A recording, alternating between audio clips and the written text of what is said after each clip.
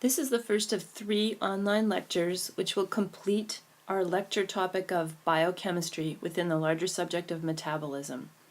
This particular lecture addresses the topics of glycolysis and fermentation. These are the lecture goals that I hope that you can be able to address after listening and taking careful notes on this particular lecture topic. I also want to just remind you that when you're thinking about the topics of glycolysis and fermentation, you're talking about a metabolic process whereby ATP can be made using substrate level phosphorylation. Glycolysis is also known as the Embden-Meyerhof pathway, or sometimes the Embden-Meyerhof-Parnasse pathway, in honor of its discoverers. Glycolysis is in and of itself is a fermentative process. Fermentation means metabolism where the electron donor and the electron acceptor are endogenous or internal to the process. In glycolysis, glucose is the electron donor, and a glucose metabolite, which is pyruvate, is the electron acceptor. You should have learned about glycolysis when you studied the overall topic of respiration in earlier coursework, but you should know that in situations where there is no oxygen or other external electron acceptors, many organisms will use glycolysis as a standalone process, and they will generate all of their ATP using it. This kind of ATP generation is referred to generally as substrate level phosphorylation, and we talked about that in the previous lecture. Glycolysis occurs in 3 stages, 1 through 3. If glycolysis is being used as part of aerobic respiration, only 1 and 2 happen, but when it's being used as the sole way of generating ATP, all 3 stages occur. The overall results for glycolysis are that you get 1 glucose in, 2 ATP out, and that's by substrate level phosphorylation. When it's used as a fermentative process, you also get fermentation products such as ethanol or lactate. And during the process of glycolysis, stage 3 is conducted in order to regenerate NAD+, the oxidized form of that electron-carrying molecule. So there are 3 stages to glycolysis, and here we're looking at what happens in stages 1 and 2. In a respiratory organism, if respiration is occurring, then that's actually all that happens is stage 1 and 2, and then the results, which is pyruvate, will go off to the tricarboxylic acid, or TCA, or Krebs cycle, and then ultimately will carry on to the electron transport chain. But first let's think about stages 1 and 2. So stage 1, which is also called the preparatory reaction, begins with glucose and ends with glyceraldehyde 3-phosphate. So it would end over here. That would be stage 1. And then stage 2 would be everything that's happening down here. So this would be 2. This would be 1. Okay? So the stage 1 is also often called the preparatory reactions. And in that, glucose is phosphorylated by ATP. That's catalyzed by hexokinase over here. So we're putting an ATP in, and the result is glucose 6-phosphate. This is an activated or higher energy molecule. That is then rearranged by the enzyme phosphoglucose isomerase. This is a rearrangement, okay, into the molecule fructose 6-phosphate. An additional ATP goes in. A phosphofructokinase catalyzes that reaction. So now we have 1 and 2 phosphate groups, and we have the molecule fructose 1,6-bisphosphate. That is then reacted upon with the help of the enzyme fructose bisphosphate aldolase, and it yields 2 isomers, 2 3-carbon isomers, each with a phosphate group. The first is dihydroxyacetone phosphate, and the second is glyceraldehyde 3-phosphate, often abbreviated G3P. Okay? Now, these are isomers of one another. There's an enzyme that can convert one to the other, but in glycolysis it's the G3P, or glyceraldehyde 3-phosphate, that actually continues on into stage 2 of glycolysis. And that is where That is actually where redox reactions begin. All of these other reactions in stage 1 are not redox reactions. There are different types of reactions, rearrangements and phosphorylations. So in stage 2, now we see enter electron carrier. So there's the oxidized form of nicotinamide adenine dinucleotide, and the first thing that will happen in stage 3 is that NAD+, the oxidized form, will be reduced to form NADH. A proton will be yielded from that reaction as well. This is going to happen 2 times for every 1 glucose molecule. Glucose has 6 carbons, glyceraldehyde 3-phosphate has 3 carbons. So in order to account for each 1 glucose in the overall glycolytic pathway, you have to have that reaction, you have to have all the stage 2s happening twice, okay? So we oxidize NAD+ and we get NADH. That's a redox reaction, okay? The result of it is 1,3-bisphosphoglycerate as well as an NADH, okay? The 1,3-bisphosphoglycerate is then used as a provider of a phosphate group. So this phosphate group is going to actually be added to ADP to form ATP, an enzyme, the enzyme that catalyzes that is phosphoglycerate kinase.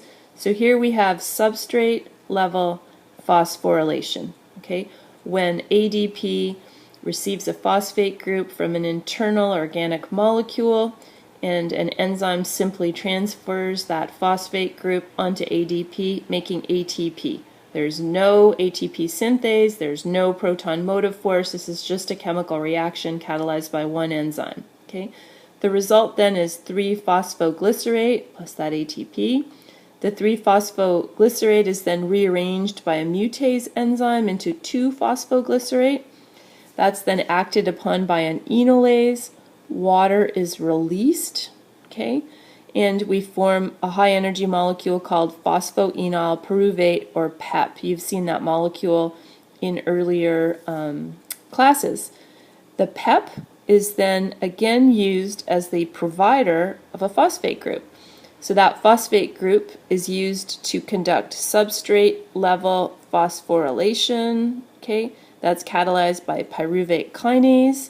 An ATP is released, and we're left with the 3-carbon molecule pyruvate. Remember, all of this is happening 2 times, so here we would actually have 2 ATP, and here we would have 2 ATP. Up here we put 2 ATP in, so 2 ATP went in, 4 ATP came out in stage 2. So we have a net gain of 2 ATP due to substrate level phosphorylation. Okay, we've also made NADH, and in respiratory organisms, if they're doing respiration, that could go off to the electron transport chain. Okay. If it's a fermentative organism, it's going to go on to stage 3. Okay, so let's consider stage 3, because this part of this lecture is about fermentation, not about respiration. All right, let's say stages 1 and 2 are completed, and let's say that you're talking about an organism that can do both fermentation and aerobic respiration, such as the yeast that we use to make beer or wine. So if there is oxygen present, then what will happen is you will have the pathway shown on the left. Right? And you should already be familiar with this pathway because you've studied aerobic respiration in your earlier classes. If there's oxygen present, then the pyruvate will go off to the Krebs cycle.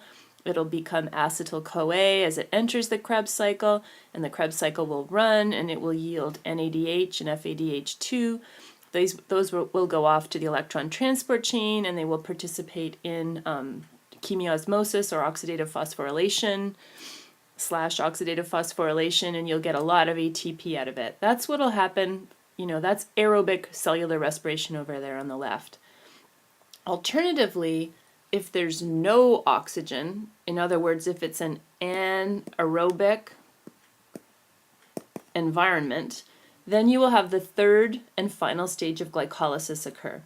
And in that third and final stage, the pyruvate are fermented, and that process is used to recover or return NAD plus into stages 1 and 2 of glycolysis, and we'll look at those details in a moment.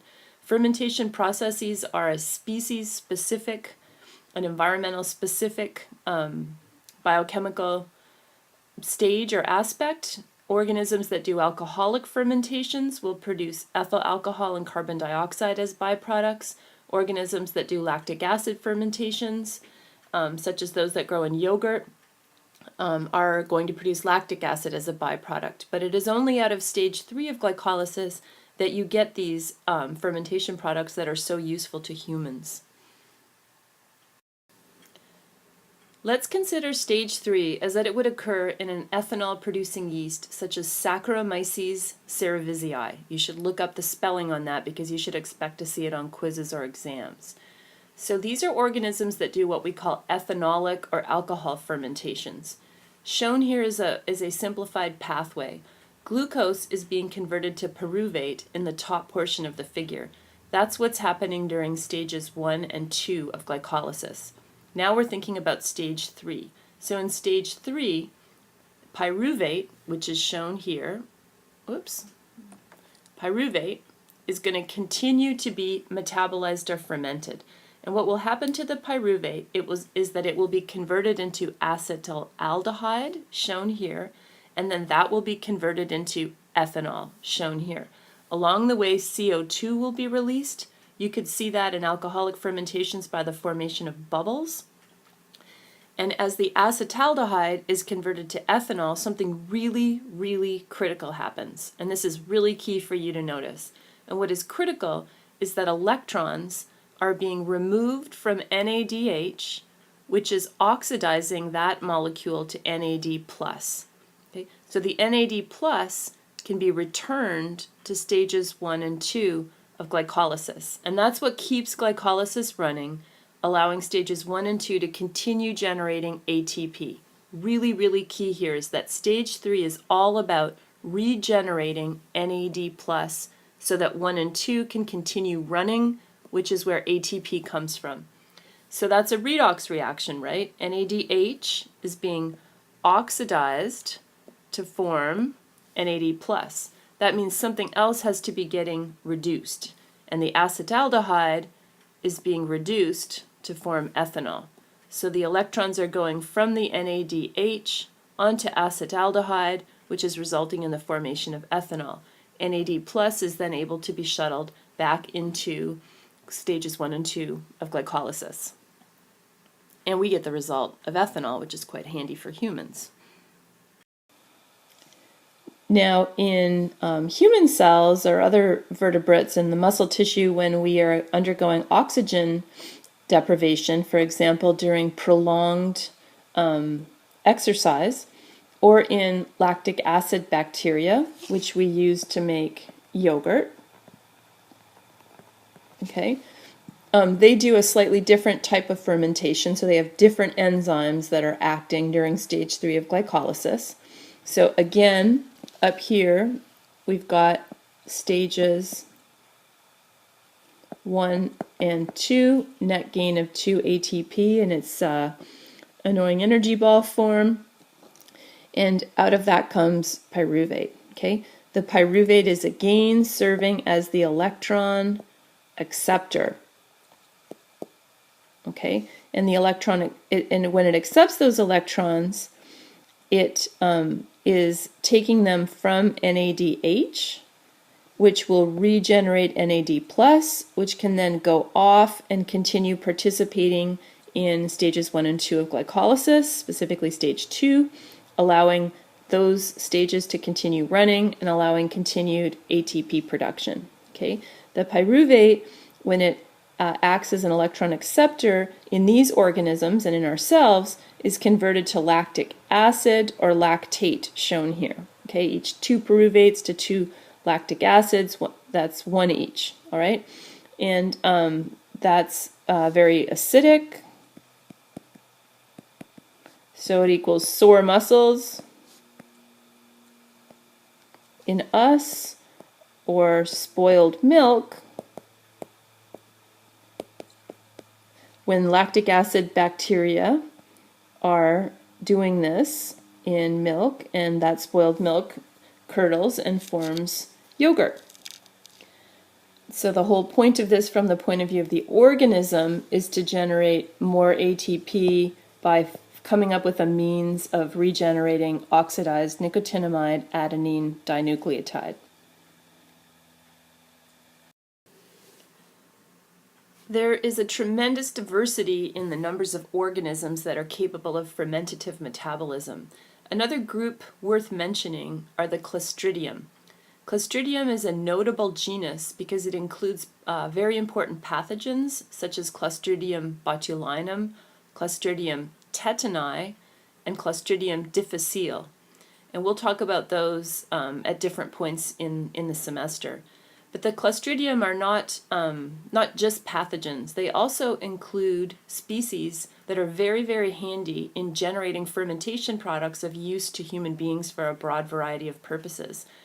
This image summarizes some of those metabolisms. There are Clostridium that do fermentation that results in the production of ethanol, which we've talked about earlier, but also those that result in the production of acetone, butanol, butyrate, and acetate. And all of these are products that are useful for various types of synthesis and chemistry. They're used as solvents, and they're used for many, many different industrial applications. And so being able to use Clostridium and get certain fermentation products out of it is something that a lot of applied microbiologists do who work for different industries. The term fermentation can be used in a variety of ways, and this can be quite confusing. In this lecture, we've focused on using the term according to its biochemical definition, strictly referring to the use of an endogenous, or internal electron donor and acceptor, which are ultimately the same molecule, which is being metabolized progressively. For example, glucose as the donor, pyruvate as the acceptor. However, in the food and beverage industry, the term fermentation can mean more than this. It can be a term used to refer to the use of microbes to produce molecules that give food characteristic flavor and sometimes texture. The number of foods and beverages we routinely consume that are fermented, if you use that definition, or in other words have their flavoring and physical properties altered by microbial growth, is somewhat staggering. This list includes chocolate, coffee, tea, salami, hundreds of fermented vegetables, pickled eggs, and so on and so on. It's a lot more than just wine, beer, cheese, and bread. In fact, it's likely that every one of you consumed at least one food or beverage today that has benefited from microbial fermentation. From a historical context, you should also be aware that fermenting food is something that can increase its nutritional value. For example, vitamins in cabbage are more available to us when the cabbage has been fermented into sauerkraut than they are when we eat raw cabbage or even after cooking cabbage. Likewise, fermented foods, because they already have a population of microbes growing in them, are less likely to support the growth of additional microbes. Thus, they are less susceptible to spoilage. This is why we humans have so many fermented foods, because in the days prior to refrigeration, we needed ways to make foods last, and we needed ways to make our food more nutritious than as we do now. So humans have evolved in all different parts of the world, culturally evolved, to ferment a variety of foods and beverages, and those play a very unique role from a cultural and sociological point for people. So with that, I'm going to conclude this part of this lecture, and you can then move on to Part C.